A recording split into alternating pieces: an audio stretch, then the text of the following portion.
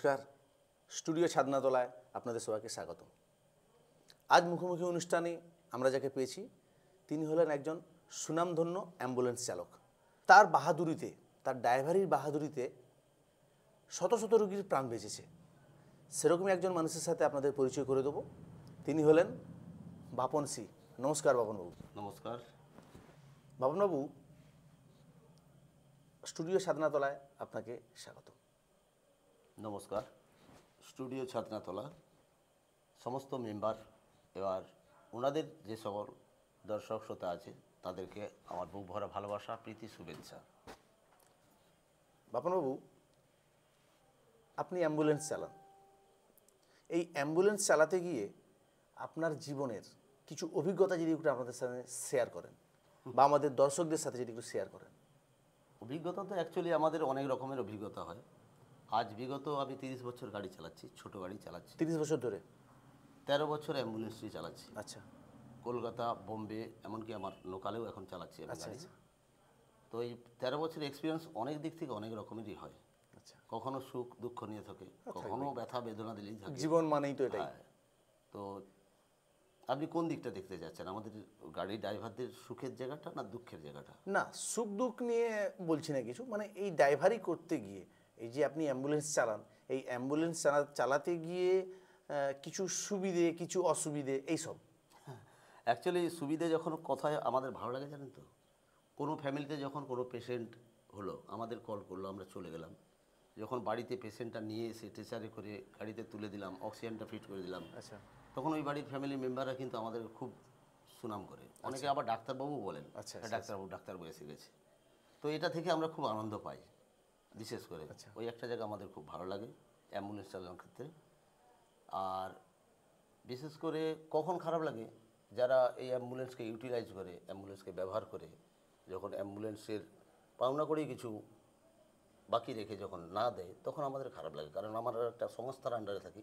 বর্তমানে আমি পুরুষোত্তমপুর সরস্বতী সংঘের গাড়ি চালাচ্ছি। আচ্ছা। আমরা এই সংস্থার মধ্য থেকে আমাদের একটা চাপ থাকে যে তুমি ভাড়া খাটলে তুমি পয়সাটা নিয়ে আসতে হবে, মানে দায়িত্ব তোমার। এগুলো অনেকে ডিউ করে, অনেকে পেমেন্ট বাকি রাখে, সেগুলো আমাদের চাপ হয়ে যায়। তখন ওইসব পার্টির উপর আমাদের দ্বিধা, আচ্ছা, রাগ, ক্ষোভ বিভিন্ন রকম থাকে। বাবনবাবু, আপনি অ্যাম্বুলেন্স চালান।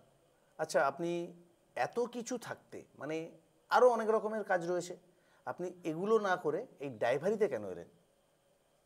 তো বড় একটা লম্বা কাহিনী। হ্যাঁ, সেখান থেকে যদি একটু বলেন।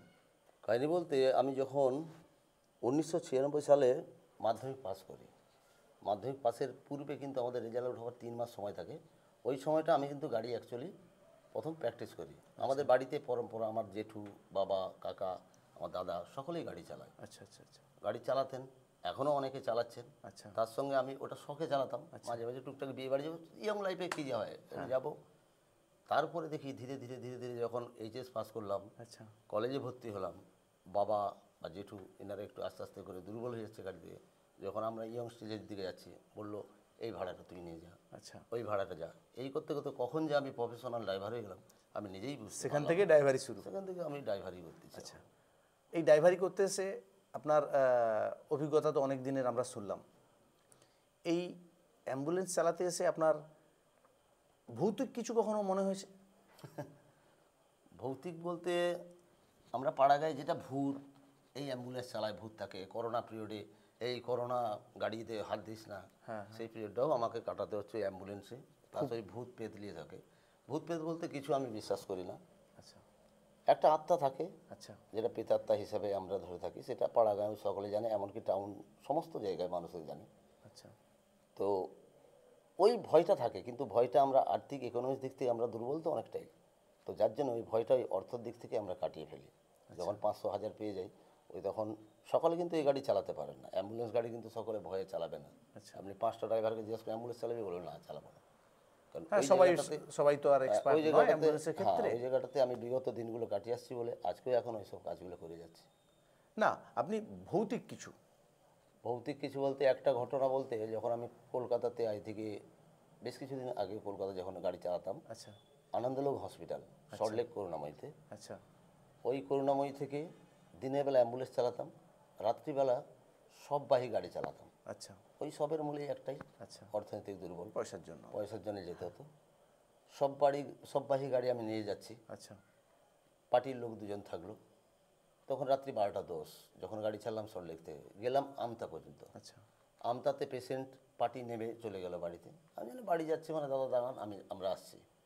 ওনারা গেল, আমি জানি 10-5 মিনিটের মধ্যে আসবে। হ্যাঁ স্বাভাবিক। যাচ্ছে তো যাচ্ছে, 1 ঘন্টা 1.5 ঘন্টা 3 ঘন্টা পরে সমস্ত পাড়ার লোকজন লাইট টাইট খাটিয়া টাটিয়া বানিয়ে 3 ঘন্টা পর? 3 ঘন্টা আরে 3 ঘন্টা আপনি 3 ঘন্টা সিচুয়েশনে, বৃষ্টির দিন, বৃষ্টির রাত, আর বৃষ্টিও হচ্ছে, 5-6টা কুকুর, আমি আর ডেড বডি। এই সিচুয়েশনে আমার যে কী হবে সে আমি নিজেই জানি, আর যারা এইসব কাজকর্ম করে তারাও ভালোভাবে জানে। আপনি বললেন 3 ঘন্টা আপনি অপেক্ষা করেছেন, একটা শুনশান রাত্রি, আপনি বললেন 3-4টে কুকুর, আপনি একা আর একজন ডেড বডি।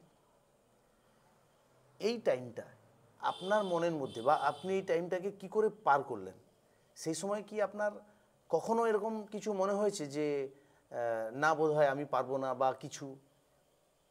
অ্যাকচুয়ালি আমরা যখন একটা কোনো কাজে শরণাপন্ন হই, যে যেমন সকালবেলা বেরালে হরিকে প্রণাম করে, বিভিন্ন ঠাকুরকে তার আরাধ্য হিসাবে মিললে, আমরা যখন বিশ্বকর্মা যখন হাতে পেয়েছি, অর্থাৎ এই গাড়ি যখন চালাচ্ছি, বিশ্বকর্মা আমাদের সহায় থাকে। ওই বিশ্বকর্মার সহায় রেখেই ওই মুহূর্তটা ঠাকুর ছাড়ার কেউ নেই। ঠাকুরকে ডাকছি, এদিকে ডেড বডির দিকে তাকাচ্ছি নড়ে উঠছে কিনা, ঠাকুরকে ডাকছি, হে ঠাকুর রক্ষা করে দাও, রক্ষা করে দাও। যতই সাহসী হোক না কেন, ওই ঠাকুরের ডাকে মনোবলটা যতই বাড়ায় না কেন, একটু ভীতু ভাব থাকলেও ওই ঠাকুরই আমাকে সেই মুহূর্তেই বাঁচিয়ে দিয়ে চলে গেল। মনে হচ্ছিল আমি একটু বেরিয়ে যাই, যে ফাঁকে একটা দূরে একটা মন্দির আছে, লাইট জ্বলছে, এদের অঝর্ণনে বৃষ্টি, আমি ওখানে যেতে পারছি না। বেরোলে যদি কুকুরগুলো আমার অ্যাটাক করে, আচ্ছা হ্যাঁ অবশ্যই একটা ভয় আছে, কুকুরের ভয় তো থাকবে। ওখান থেকে আমি গাড়ি থেকে নামতেও পারলাম নি। 3টা ঘন্টা ডেড বডির সঙ্গে আমি সারাটা সময় কাটিয়ে গেলাম শুধু ওই ঐশ্বরিক পাওয়ারে, ওই বিশ্বকর্মা দেবতার স্মরণা করে। বাবু, আপনার কাছ থেকে আমরা অনেক কথাই শুনলাম। আমাদের দর্শকদের সামনে আপনার একটা মূল্যবান বক্তব্য বলুন, যেই ঘটনাটা আপনার কাছে স্মরণীয়, যেটা আপনার জীবনের সবচেয়ে সেরা মুহূর্ত। স্মরণীয় অনেক কিছুই থাকে, তার মধ্যেও কিছু কিছু জায়গা খুব সেখান থেকে একটু স্মৃতি হয়ে যদি বলা থাকে। যায়। 2022 সালে শীতকাল, তখন একটা দুর্ঘটনামূলক একটা ঘটনা ঘটে যায় রাস্তার উপরে। আচ্ছা সে পেশেন্টটা আমার আননোন, আমার জানা নয়। আচ্ছা অথচ আমরা বিভিন্ন ধরনের পেশেন্ট নিয়ে যাই, হ্যাঁ সেসব পেশেন্টকে দেখলেই আমরা সিচুয়েশন বুঝতে পারি কতটা সিরিয়াস কতটা আনসিরিয়াস। হ্যাঁ পেশেন্টটাকে দেখলাম, আধ ঘন্টার মধ্যে মোটামুটি পেশেন্টটাকে পৌঁছাতে হবে। আচ্ছা আর আমার স্পট থেকে ডিস্টেন্স, হসপিটাল ডিস্টেন্স 50 কিলোমিটার। আচ্ছা সেই মুহূর্তে আমি ওই পেশেন্টের সিচুয়েশনটা দেখে, গাড়ি অতিরিক্ত স্পিডে চালানো ঠিক নয়, কিন্তু তাও আমাকে ওই পরিস্থিতি অনুযায়ী আমাকে চালাতে হয়েছিল।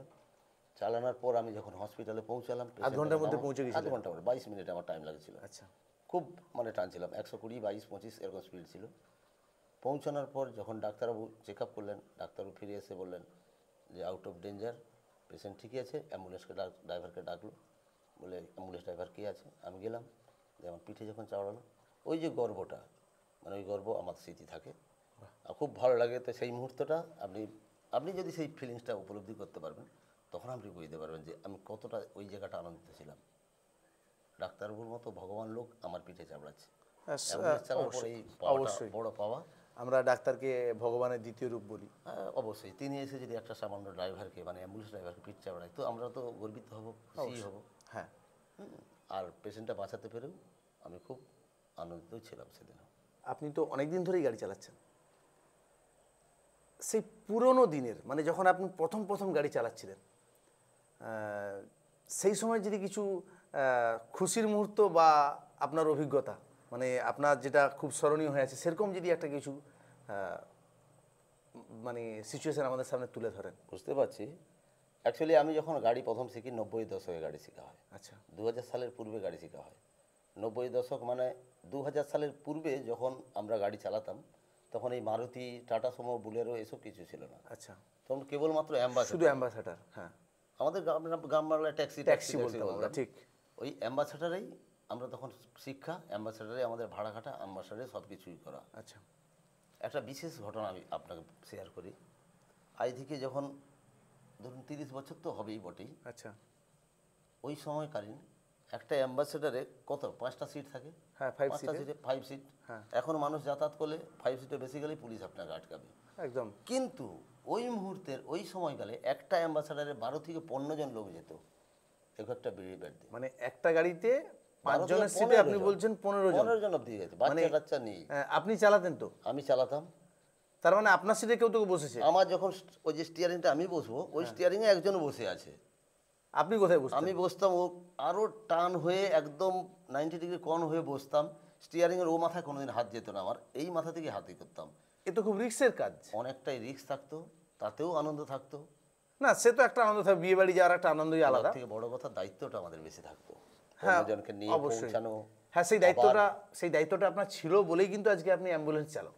অবশ্যই বিভিন্ন এক্সপিরিয়েন্স, অবশ্যই। অত ওভারলোড নিয়ে আপনার বিভিন্ন রাস্তায় যাতায়াত করে আজকে আমরা অ্যাম্বুলেন্স ড্রাইভার হয়েছি। তো ওই বিয়ে বাড়িতে যাওয়ার একটা অভিজ্ঞতা বলি, আমরা গেলে কোনোদিন কিন্তু আনন্দ উপলব্ধি করতে পারতাম না। আচ্ছা। কারণ টেনশনটা থাকতো ওই 15 জনকে নিয়ে পুনরায় আবার তিনাদের বাড়িতে ফিরে আসতে হবে। হ্যাঁ বিয়ে বাড়ির শেষে খাওয়া দাওয়া করে। হই হই ডোডো উমুক খাও তুসুক খাও এসব করলে হবে না। আচ্ছা এরকমটা কখনো হয়নি যে বিয়ে বাড়ি খাওয়া দাওয়ার পরে লোকে মোটা হয়ে গেছে জায়গা ধরে নি? না সেই ধরনের কোনো সিচুয়েশন হয়নি। ওই নিজেদের অনুভূতি হয় আচ্ছা আচ্ছা যে ওই তুই মোটা হয়েছিস সরে বস। আচ্ছা আচ্ছা। কিন্তু কোনোদিন হ্যাঁ যেটা আমরা এখন সেই একই ক্যাপাসিটি 15 জন তো 15 জন বসেই আসবে। অস্বস্তি বোধরা হয় বলেই লোকে একটু ফ্রি বসতে আচ্ছা ফ্রি চায়, নাহলে ক্যাপাসিটি ইজ ক্যাপাসিটি সমানই থাকে। বাহ ভালো লাগলো। আচ্ছা তার সাথে আপনি এটাও বলেছিলেন আপনি মুম্বাইতেও গাড়ি চালিয়েছেন।